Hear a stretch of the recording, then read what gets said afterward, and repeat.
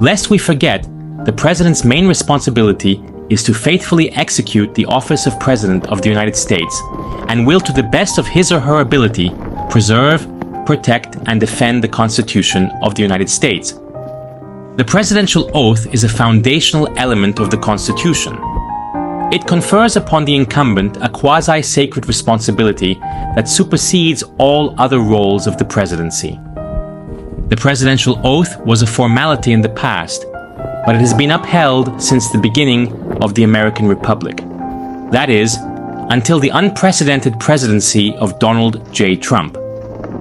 All other things being equal, the events of January 6, 2021, and the elated conspiracy to deny the American people the results of a lawful and democratic election should be at the center of the 2024 election. Politics aside, when an individual goes down the path of insurrection, there is no coming back, or so you would think. Once a president, always a president.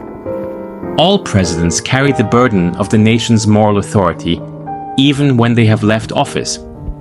In exceptional circumstances, they have to exercise this moral authority not as partisan politicians, but as worthy individuals who have experienced the nation's highest office.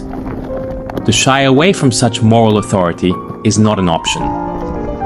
Today, just over a month before the elections, is such a time.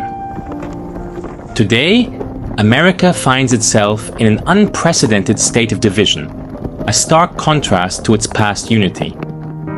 Donald Trump's political discourse is beyond the pale and should not be considered simple rhetoric.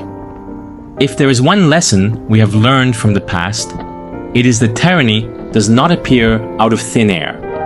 It needs demagogues to vehicle its dark intentions. Trump's language is becoming more and more extreme as the moment of truth approaches. He is prepared to sacrifice America's honor, dignity, and valor on the altar of his vanity, and by doing so, threaten the very foundation of the American Constitution. His vicious and repugnant calls to dehumanize whole parts of society harken back to a practice that led to the extermination of over 6 million people during the last World War. Let there be no doubt that such a situation is not an exaggeration or political fear-mongering. It is an unrefutable and objective fact. Trump's language serves a clear purpose: to take away the freedoms of all Americans. His only disadvantage is that it probably sounded better in the original German. That is why all living US presidents, Republican and Democrat alike, must stand up and say, "Enough is enough."